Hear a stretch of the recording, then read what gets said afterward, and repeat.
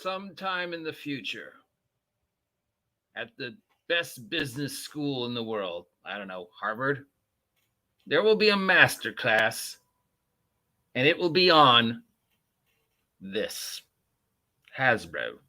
And the class will be on how not to run a business. Because it's another day, which means Hasbro is still being Hasbro despite yesterday.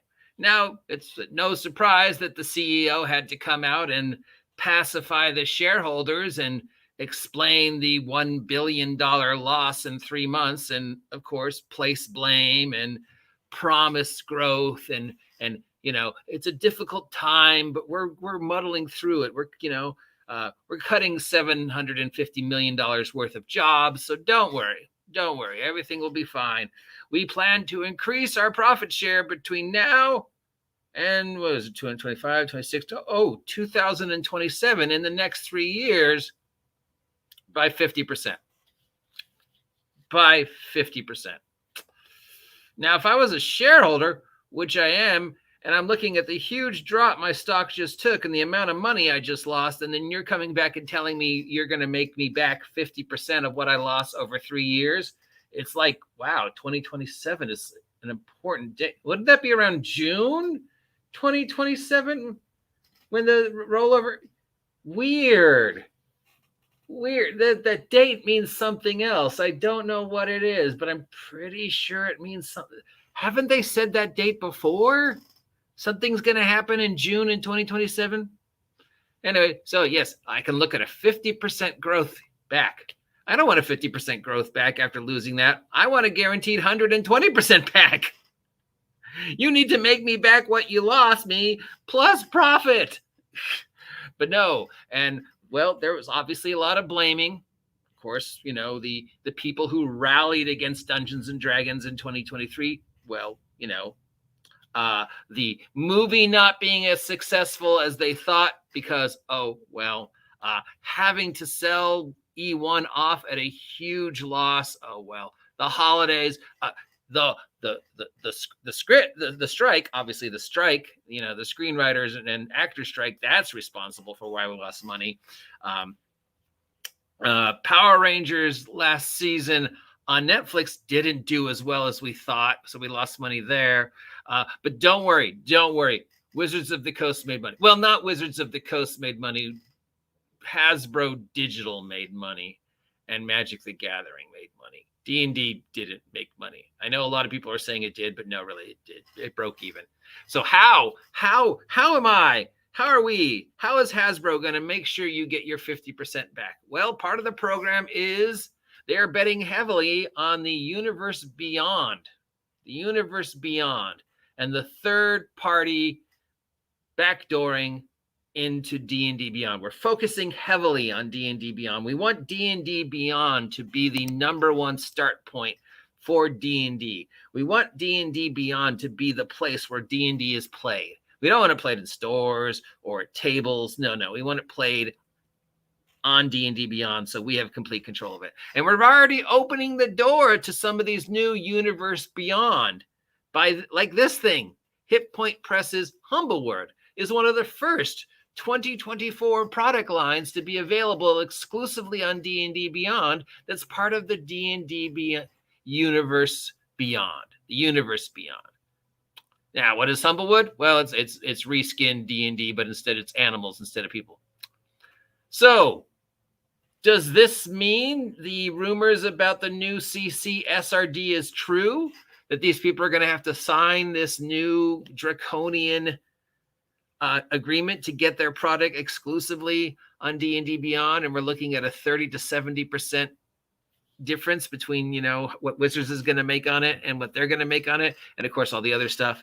Well, still no confirmation, but they did go on to try and explain to us how they think the D&D Universe Beyond program is going to bring back the money. Now, they didn't really, they really want us to ignore the other things that lost money. You know, they didn't talk about Nerf. They didn't really talk about Power Rangers. They didn't really talk about Transformers. They didn't really talk about Play-Doh. They didn't really talk about the board games. They didn't really talk about Peppa. The only thing that they have is it's consistently doing well.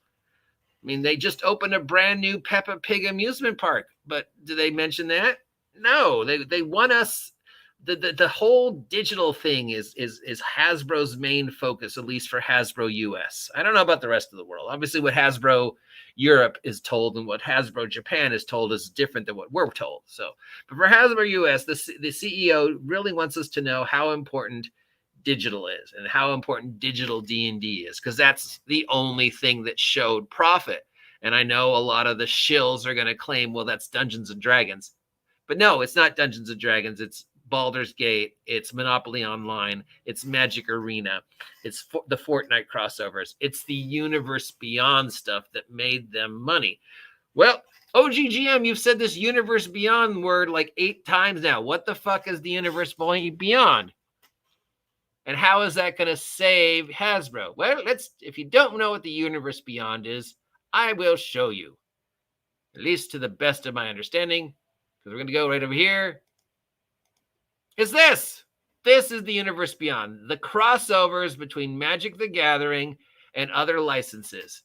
So these guys, here's the Warhammer one, pay Wizards a lot of money to have Magic cards made using their representatives. Like this one here. There's a Magic Warhammer 40K with a Space Marine on. Then those Magic cards are sold. Wizards shows a huge profit. And then the company that paid Wizards for the rights to, use their stuff, maybe they get some of the money back. But more importantly, there's the brand recognition. People go, oh, what's this Warhammer thing? And these guys think, well, basically we're advertising. We're advertising on Magic cards. That's what this is. Same with the Doctor Who. Same with the Lord of the Rings. Same with all the other ones. Basically, we're advertising our product on Magic. We're paying Hasbro for the privilege to have them use the rights to some of our stuff in exchange for the possibility that this draws more attention to our stuff. We're using Magic to advertise. So they want to try the same thing with D&D, and apparently Humblewood is the first of the experiments. So we're going to, I guess, maybe in 2025 see weird D&D crossovers that nobody ever wanted. I mean, I'm not just talking like the Magic the Gathering D&D crossovers, but just other weird crossovers. D&D plus Stranger Things, D&D plus Pokemon, D&D plus I don't know, Harry Potter, D&D plus Doctor Who. I mean, all these companies already have video games and role-playing games for their product line, but I don't know. I guess we'll just see weird. At least that's what it sounds like. And that's what they think, that by backing this is what's really going to get them out. Mind you, they're only promising investors like myself, because I still have one share, that we will make back what we lost yesterday in 3 years, 50%. Now, that might sound like a lot to non-investors, but to investors, that's nothing. That's an insult. We lost, what was it? $1 billion between December and yesterday. How do you lose $1 billion between December and yesterday? In 3 months, Hasbro lost $1 billion. That is a phenomenal feat of mismanagement.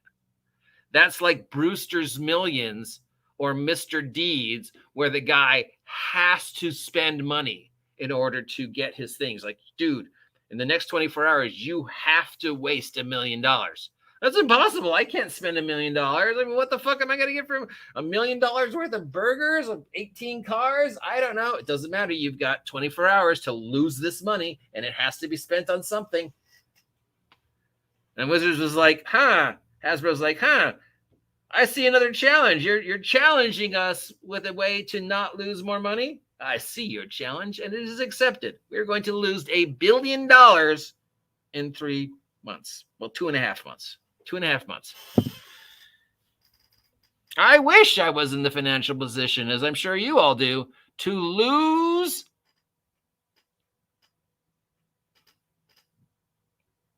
$1 billion and still be like, we're okay. But don't worry. Don't worry. Of that $1 billion, you're going to get back 50% sometime in the next 3 years. Sometime between now and, I don't know, June 2027? Weird. There's that date again. I feel like I've said that before. Like Hasbro told us something was going to happen in June of 2027. But I can't remember what it is.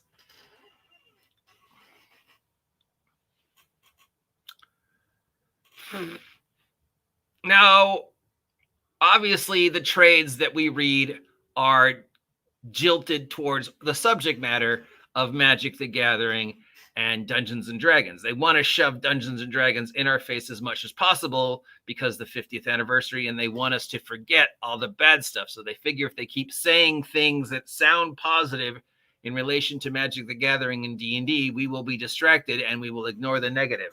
So, you get the CEO to come out and go something, wibbly wobbly, numbers, business, archaic word, Ananathrak, Uthva, Bethuk, Magic the Gathering, something, Dungeons and Dragons Universe Beyond.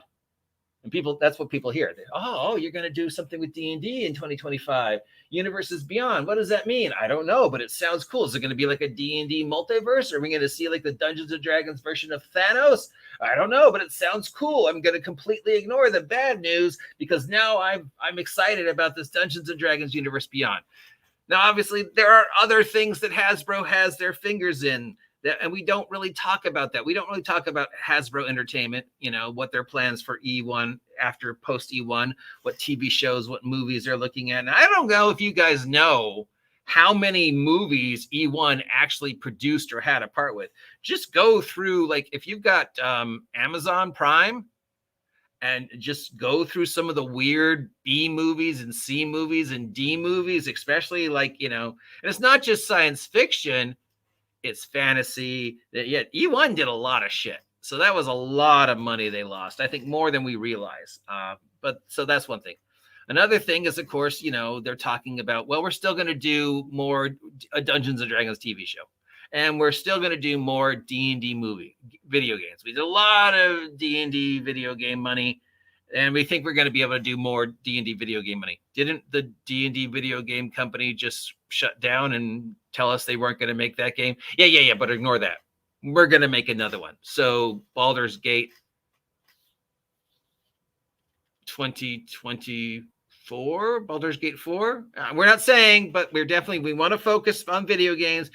The television show is still in talks. Well, what about the Dragonlance? I mean, Joe, no, we're not doing Dragonlance, but we're definitely doing a Dungeons and Dragons television show with Paramount sometime in the future. Isn't Paramount angry with you because you fucked them on Transformers? Not that we're willing to talk about. Well, I mean, we've got Netflix. Isn't Netflix angry with you because you fucked them on Power Rangers? No. Our relationship with Netflix is fine. Isn't Japan angry at you for the way you fucked over Power Rangers and Transformers? No, don't worry. D&D Universe Beyond. What? What did you just say? I don't know. I know he said something negative, but I can't remember because he said D&D Universes Beyond. So we're okay.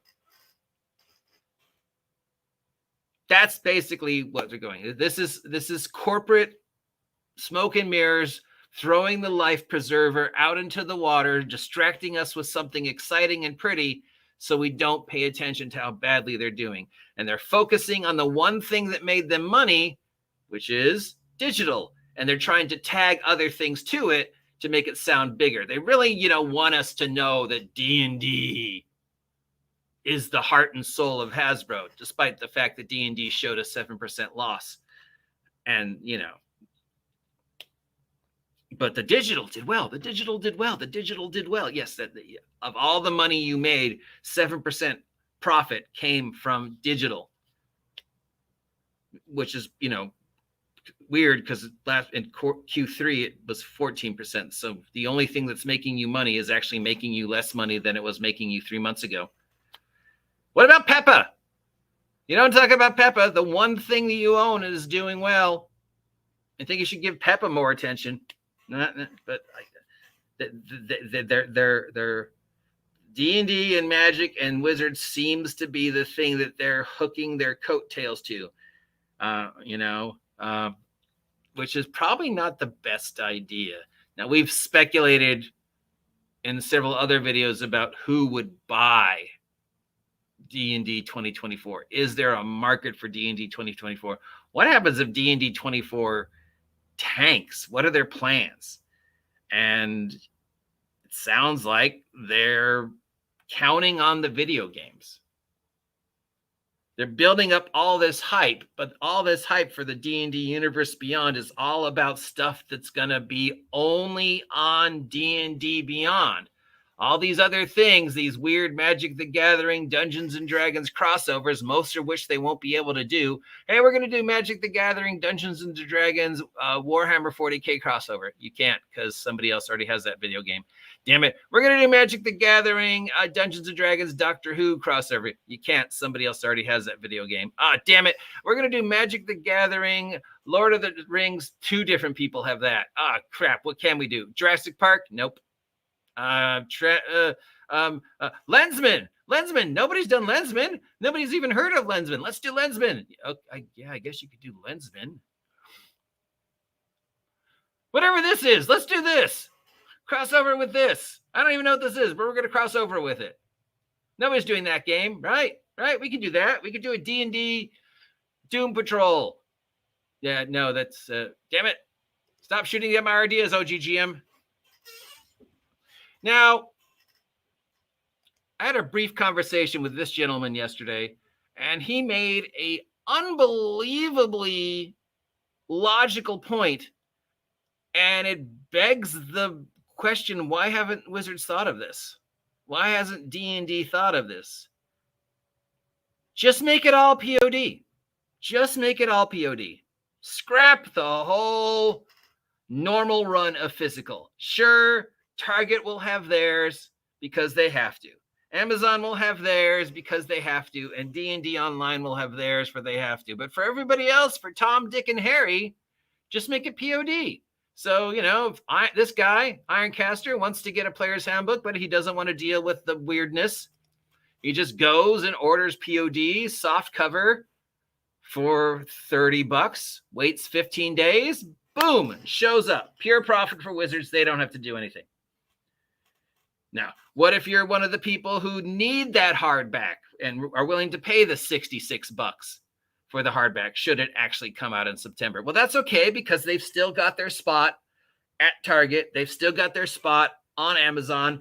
So those are still there. You can still walk in and pick those up. For mom and pop FLGSs, just POD. POD. You want the player's handbook? Give me your order now. I'll pay for the PO. You pay me for the POD and whatever, it shows up. Or I just order this many PODs in the hopes that I can sell them or whatever. Just print on demand if you don't know what POD means. Print on demand. And then once you fill the required space at Target, once you fill the required space on Amazon, once you dangle a few to the high-end open game shops, everything else is print on demand. And then you have the super special ones, the super special rare collector Chromium. Who remembers Chromium? Books for the true Wizards of the Coast shills. $100 with that faux leather and the gold embossed dragon on the cover. $150 with the slipcase and a lithograph of the cover, right? Because how much does it cost to make that? $40, $30 a pop, mass produced, $10 a pop to mass produce that. And then you're selling, at least you're going to break even because there's enough people out there who are going to go, I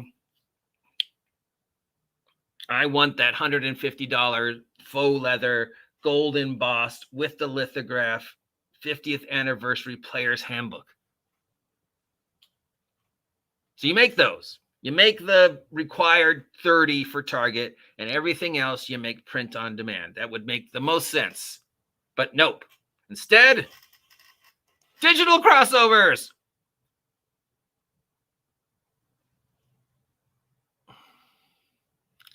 And yes, okay, what if our license with Doctor Who lapses? Well, Doctor Who pulls the Doctor Who stuff that they gave you the rights to, and then when you log on to get your Doctor Who crossover D&D Beyond thingy, it's not there. More importantly, what if you lapse in paying your monthly fee? Because remember, you're still renting that. You've gone on to D&D Beyond, you're paying your D&D Beyond monthly fee, and then you're also buy the copy of the Player's Handbook to sit in your D&D Beyond digital shelf. So as long as you continue to pay the D&D Beyond fee, you can continue to access your D&D Player's Handbook that's sitting on your digital shelf. But what if you can't pay this month? Well, RPG Grandma's carburetor fell out. She's got to get a new carburetor. That's money that she can't spend on D&D Beyond this month, so she can't access it. Her account lapses. For that entire month, she can't access any of her digital characters. She can't access that Player's Handbook that she owns. She owns. But no, it's because it's renting the space. Now, what happens if 2-3 months go and she can't renew? She's got to pay for the carburetor, and oh no, RPG Grandma's leg fell off. And now she's got to get a new leg. So that's another month she can't rent D&D Beyond. And then she gets the new leg, and then, oh no, RPG Grandma's dog was kidnapped by aliens. So now RPG Grandma has got to pay the ransom to the aliens to get her dog back. 3 months has passed, and then what? Does her thing expire? Does the stuff go away? Does Wizards go, well, you haven't been on in 3 months, so we canceled your account? I don't know. It seems like focusing that digital transactional space and hoping that people are going to continue to pay for the privilege of renting, and that you're going to continue to get them to want to continue to rent by offering them these D&D exclusive weird crossovers on D&D Beyond, assuming you can get the permission from any of these companies. And your example is Humblewood. Look, these guys signed the new contract. Well, you didn't give them much choice, but now Humblewood is exclusive to D&D Beyond. I mean, it's just D&D with things reskinned, but I mean, other than that, yeah, whatever. Meanwhile, RPG Grandma's walking through life without a leg, and you have no one to blame but yourself. So let's sum up here, because I don't like these going too long. As we know, yesterday, the bad news from Hasbro dropped regarding the $1 billion loss. And today, CEO Chris Cook came out and talked about their plans to progressively show a profit of 50% over the next 3 years. So between now and, I don't know, June of 2027, they have a plan to make us back 50% of the $1 billion they lost. Now, to mom and pop and RPG Grandma, who's got to buy a new leg, that might sound like a lot of money. 50% of $1 billion is a lot of money. But to investors, no, that's a fuck you. That's you lost me $1 billion and I'm getting back only 50% of that. No, I want 100% back of that, plus an additional 20%, because the whole reason I invested is I want to see a profit. And you're in return, Hasbro's going, no, we're going to give you 50. And the way they, for some reason, the big thing that they're trying to hook onto to try and get our attention to distract us from everything else is the D&D Beyond digital empire that is falling apart. So please take a moment to like, share, subscribe, buy my merch. Remember, with every purchase of an OGGM product from the Red Room, you help fund the replacement of RPG Grandma's leg. So put your hands together, ladies and gentlemen, and please give. Head on over to Lulu, buy the Wretched Vigilantes books, and support RPG Grandma in being able to get her leg back and saving her dog from the alien kidnappers. Because if I'm going to end this doom and gloom, I might as well end it on a joke. And thanks, RPG Grammar, for being a good sport and letting me make fun of you. That's it.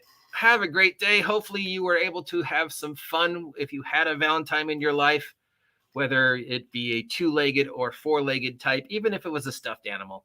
Have a great day. And it's going to rain again, so enjoy the spring weather while we can. Signing off till tomorrow. See ya. Let's